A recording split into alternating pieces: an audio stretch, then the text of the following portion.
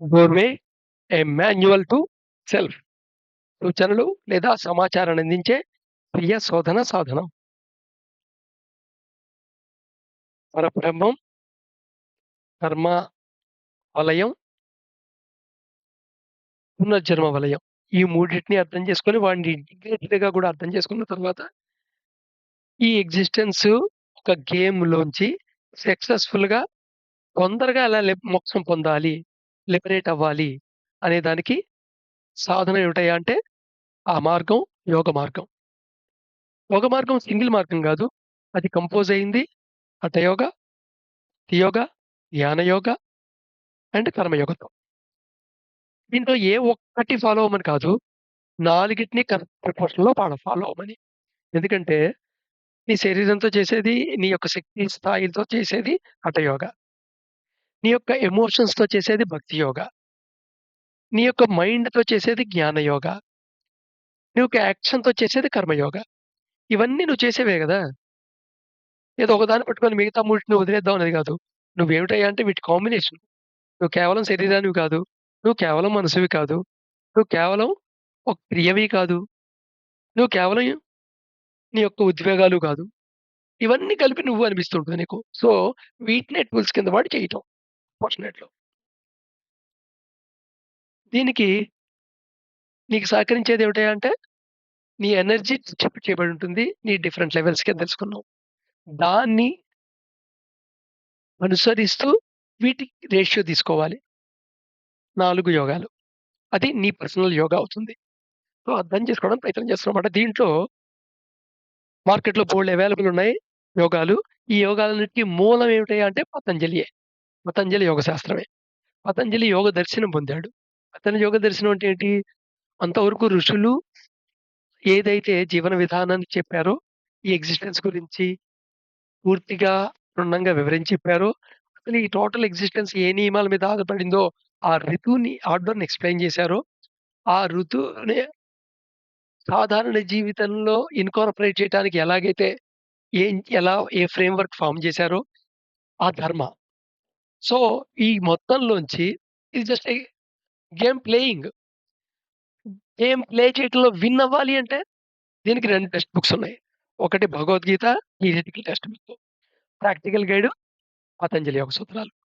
So, Patanjali Yoga సూత్రాలు వాడి యోగ విధానం అంతా 8 భాగాలుగా చెప్పాడు. అష్టాంగ మార్గం ఉంటుంది. సో, ఈ అష్టాంగ మార్గంలో మొదటి 4 physical, mental and emotional energy integration, alignment, balancing కోసం ఉద్దేశించబడినవి. దీంట్లో 4 భాగాలున్నాయి. యమ, నియమ, ఆసన, ప్రాణాయామ. కంప్లీట్ అలైన్ చేయటం లాంటిదనమాట. ఒక కారుకి 4 వీల్స్‌ని అలైన్ చేయటం లాంటి ప్రొసీజర్ అనమాట. దీంతో ఈ నాలుగిటిని కలిపే ప్రాణాయామం అని చెప్పొచ్చు. ఇంపల్స్ ఏదైతే ఉన్నాయో మీ శరీరంలో జరుగుతున్నాయి, ఆ ఇంపల్స్‌ని రెగ్యులేట్ చేయటం. ఇంపల్స్‌ని ఆపటం కాదు. ఇంపల్స్‌ని మేనేజ్ చేయటము కాదు. ఇంపల్స్‌ని ఆపటం అంటే ఫోర్స్‌ఫుల్లీ అస్టెటిక్ ప్రాక్టీసెస్. ఇంపల్స్‌ని మేనేజ్ చేయటం అంటే ఒక ప్రొలాంగ్డ్ ప్రాక్టీస్. అంటే కంప్లీట్‌ని మేనేజ్ చేయటానికి కంప్లీట్ అన్ని ఎనర్జీస్ ఓహ్! ప్రొపెన్షియేట్ చేయగల ఒకే పాయింట్‌కి. కంప్లీట్ ఒకే పాయింట్ మీద అన్ని ఎనర్జీస్ వాడక్కర్లా. వాడకుండా కూడా మనం మేనేజ్ చేయొచ్చు. సో, మేనేజ్‌మెంట్ కూడా కాదిది. రెగ్యులేట్ చేయటం. ఈ పల్సెస్ ఎక్కడి నుండొస్తాయి లోపలికి? ఫుడ్ నుండొస్తాయి. నువ్వేది తిన్నా, తాగినా దాని నుంచొస్తాయి. నీ శ్వాసతో వస్తాయి. నీ సెన్సేషన్స్‌తో వస్తాయి. నీ సెన్సేషన్స్ ఎక్కడొస్తాయి?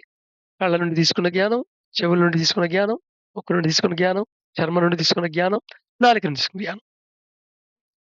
సో, వీటిని మాస్టరీ చేస్తే ఇప్పుడు నెక్స్ట్ 4 స్టేజెస్‌లోకెళ్తాం. ప్రాక్టీస్ చేయాలి. నెక్స్ట్ స్టెప్స్ ఏమిటి? ప్రత్యాహార, ధారణ, ధ్యాన, సమాధి. ఇక్కడ ఒక పాయింట్ గుర్తుంచుకోవాలి. అంటే ప్రత్యాహార స్టేజ్‌లోకొచ్చేసానండి నేను. ఇప్పుడు నేను యమనియమ పాటించవలసిన అవసరం లేదు అని అర్థం ఎక్కడ లేదు. ప్రాణాయామానికి ఎక్కడ హాలిడే లేదు. బ్రేకు లేదు. అవి 4 కంటిన్యూ అవుతూనే ఉంటాయి. బట్ అవి మాస్టరీ చేస్తే 4 స్టెప్స్ మాస్టరీ చేస్తే నువ్వేంటంటే ప్రయాసగోడి ఒక రివర్ దగ్గరికొచ్చినట్టనమాట. వెడ్జ్ ఆఫ్ ద రివర్‌కు వచ్చినట్టు. ఈ రివర్‌ని క్రాస్ చేయటాన్ని ఏమంటారంటే క్రిటికల్ సస్టైన్ స్టేజ్ అంటారు ఈ స్టేజ్‌ని. దీన్ని జెనోగా అనే పదం వాడుతుంటారు. ఈ పాత్‌లెస్ నో మాన్స్ ల్యాండ్ అన్నమాట ఇది. దీన్ని క్రాస్ చేస్తామే, ఈ క్రాస్ చేస్తే ప్రత్యాహార, ధారణ, ధ్యాన, సమాధి. ఈ ఈ 4 నీలో ఉన్న డివైన్ ఫ్రాగ్మెంటే నిన్ను గైడ్ చేస్తుంది. నీకు గురువు ఎవరయ్యా అంటే ఈ స్టేజ్‌లో నీ లోపలుండే డివైన్ ఫ్రాగ్మెంటే. ట్రాన్సెండెంటల్ గురువు అని చెప్పాలి నీకు. అదే నీ గురువు మాట. సో, అక్కడ దాకా ప్రయాణం చేయటానికి మిగతా గురువులు మనకి రోడ్ మ్యాప్ ఇస్తారనమాట. సో, గురువుకి అవసరమో తెలిసుండాలి. లిమిటేషన్ గూడా తెలిసుండాలి. అంతేగాని ఏదికి అదే అల్టిమేట్ అనుకోవద్దు. అల్టిమేట్ ఎప్పుడొస్తుంది? నీ ట్రాన్సెండెంటల్ గురువు నిన్ను గైడ్ చేసే పొజిషన్ వచ్చినప్పుడు. అది రావాలంటే నువ్వు సీసీఎస్ అనే స్టేట్ రావాలి. సీసీఎస్ అంటే critical certain stage. Critical certain stage రావాలంటే ప్రాణాయామం జరగాలి. రెగ్యులేటింగ్ ప్రాణాయామం చేయడానికి ఎలా చేయాలి? నువ్వు 4 ఫాలో అవ్వాలి. అవే యమ, నియమ, ఆసన, ప్రాణాయామ. వీటిలో యమలో చెప్పిన ప్రాక్టీసెస్, నియమలో చెప్పిన ప్రాక్టీసెస్, ఆసనంలో ప్రాక్టీసెస్ అండ్ ప్రాణాయామంలో ప్రాక్టీసెస్. ఇవన్నిటికి హాలిడే లేదు. రెగ్యులర్‌గా చేయాలి. హైలీ యాస్పిరేషన్‌తో చేయాలి. అథక్ పరిశ్రమ, ఎండ్యూరెన్స్‌తో చేయాలి. చాలా సార్లు రిలాప్సింగ్ అయిపోతాయి. మళ్ళా మానేస్తావు, మళ్ళా చేయాలి.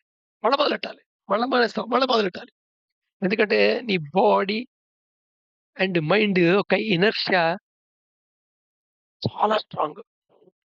ఇది కాకుండా నీ యొక్క జన్మ జన్మల కర్మ ఉందే, అది కూడా చాలా బాండేజ్ అండ్ జడ్జ్‌మెంట్‌కి గురి చేస్తుంటుంది. నీకు హద్దుల కింద పనిచేస్తుంటుంది. So, on the other bank master is waiting for you. Sincere discipline అక్కడికొస్తే డిసైపులొస్తే వీళ్ళు క్యారెక్టర్. అందుకని ఫ్రమ్ ప్రత్యాహార దగ్గర నుండి it is a journey towards god, holding god అని చెప్తారు. రైట్. అయితే ఈ ప్రత్యాహార, ధారణ, ధ్యాన, సమాధికి సంబంధించిన ఫిజికల్ పార్ట్ ఇది మటుకు ఇస్తూ ఉంటారు. నిజంగా దాంట్లో మిగతా లెవెల్‌లో చెయ్యి ఉండదు. క్రియ కింద ఉందో అది చేయటం ఉండదు. బట్ కానీ ఫిజికల్‌గా నిద్రపోతున్నట్టు నటించు నిద్రపోవట్లేదు. కానీ నిద్రపోతున్నట్టు నటిస్తున్నాడనుకో, చూసిన వాడు పడుకున్నాడు అనుకోవచ్చు. జనరల్‌గా అలా జరుగుతూ ఉంటుంది. టోటల్ ఎందుకోసం నీ యోగా చేయాలంటే ఫస్ట్ పాయింట్ నువ్వు లిబరేట్ అవ్వటానికి. నువ్వు లిబరేట్ అవ్వటానికి. ఇక్కడొచ్చే డౌటొస్తుంది. ఏ డివైన్ ఫ్రాగ్మెంట్ లేబుల్ అయ్యలేదు కదా! డివైన్ ఫ్రాగ్మెంట్ అంతా ఒకటే కదా! సిమిలర్ కదా! డిఫరెంట్ ఏం లేదు ఉదాహరణకోటి. సో, ఇది నా డివైన్ ఫ్రాగ్మెంట్, ఇది నీ డివైన్ ఫ్రాగ్మెంట్ అనేదేం లేదు కదా!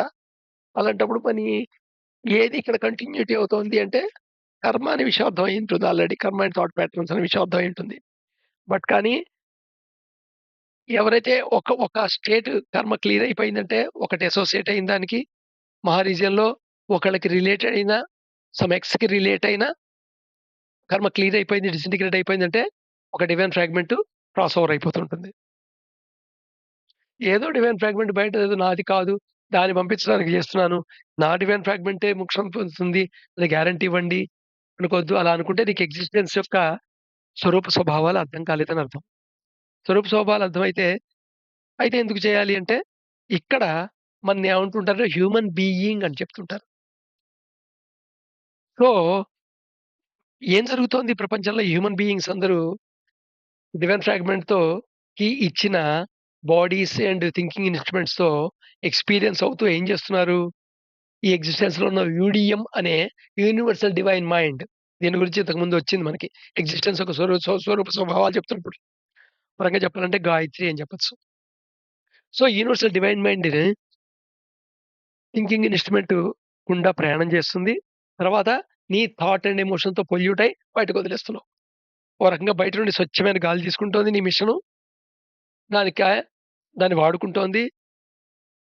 దానికి నల్ల చెత్త, పొగ, ధూళి కలిపి బయటకొదిలేస్తోంది. అలాంటి స్టేట్ నుండి యూనివర్సల్ ఎన్వైర్న్‌మెంట్ తీసుకుంటావు. థింకింగ్ ఇన్‌స్ట్రుమెంట్ యుటిలైజ్ చేసుకుంటుంది. మళ్ళా యూడీఎంనే వదిలేస్తావు బయటికి. సో, ఇలా చేయిస్తుంటే నువ్వు ఎగ్జిస్టెన్స్‌కి నువ్వు చేయగలిగే మేలు ఇంతకంటే ఇంకేదైనా ఉంటుందా? So, that is the function మాట. అది నీ ధర్మం అన్నమాట. భావన ధర్మం అనమాట. ఎగ్జిస్టెన్స్‌లో నీ యొక్క ప్రధాన ధర్మం అనమాట. సో, దానికోసమని one has to follow the yoga, yogic practices consciously. అన్‌కాన్షియస్‌గా ఎలాగో నువ్వు ఫాలో అవుతావు. ఎగ్జిస్టెన్స్ నీ చేత ఫాలో అప్ చేస్తూ ఉంటుంది. డీప్ స్లీప్ స్టేట్‌లో నువ్వు చేస్తుందేమిటి? మెడిటేషనే. పొద్దున్న లేవంగానే బద్ధకం పుట్టడానికి చేతులు, కళ్ళు ఇలా విరుచుకుంటావు కదా! చేస్తుందేంటి నువ్వు? అదొక రకమైన ఎక్సర్‌సైజేగా. But it's not sufficient and improper మాట. అంతే తేడా. సో, నీ టార్గెట్ లిబరేట్ అవ్వాలి అంటే, నీ గ్రాస్ ఫార్మ్‌లో ఏవైతే ఉన్నాయో, నీ యొక్క బాడీస్ అండ్ థింకింగ్ ఇన్‌స్ట్రుమెంట్స్ నువ్వు యాక్షన్ చేసి కర్మిక్ బాడీ క్రియేట్ చేస్తూ ఉండి, ఫైన్ ఎసెన్స్ కింద కన్వర్ట్ చేయడం.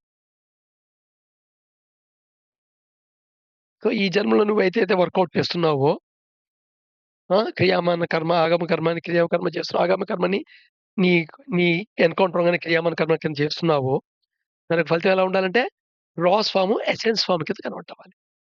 ఒక రకంగా చెప్పాలంటే, ఒక విత్తనము మొక్క కింద ట్రాన్స్‌ఫర్మేషన్ అవతల లాంటిది. విత్తనం మొక్క కింద ట్రాన్స్‌ఫర్ అయినప్పుడు, విత్తనం ఉండదు గదా! విత్తనం యొక్క ఉనికిని కోల్పోతేనే మొక్క ఫార్మ్ అవుతుంది. సామాన్యంగా ట్రాన్స్‌ఫర్మేషన్‌లో అంత ప్రీవియస్ స్టేజ్ యొక్క ఉనికిని కోల్పోయి కొత్తదొస్తూ ఉంటుంది. అందుకని ట్రాన్స్‌ఫర్మేషన్ వేరు. చేంజింగ్ వేరు. చేంజ్ అనేది పాత ఉనికి అలాగే ఉంటుంది. కానీ దాని సైజులోనో లేదా గుణాల్లోనో మార్పొస్తుంది. ఇది చేంజ్. ఇది పరివర్తన వేరు. మార్పు వేరు, పరివర్తన వేరు. సో, నువ్వు పరివర్తన చెందడం కోసం అని. ఏం పరివర్తన? గ్రాస్ నుండి ఫైన్. గ్రాస్ నుండి ఫైన్ పరివర్తన ఎలా చేస్తావు? కార్మిక్ బాడీనే వాడుకొని చేస్తావు. సో, ఏదైతే రీతి ఉందో ధర్మానికి అనుగుణంగా, ధర్మం అనుగుణంగా అంటే ఈ ఆర్డర్ ఏదైతే ఉందో యూనివర్స్ ఎగ్జిస్టెన్స్‌లో ఆర్డరు దానికి అనుగుణంగా అలైన్ చేస్తూ నువ్వు యాక్షన్ చేస్తావో కార్మిక్ బాడీలో గ్రాస్ ఎసెన్స్ ఫైన్ ఎసెన్స్ కింద. సో, రేపు చూద్దాం.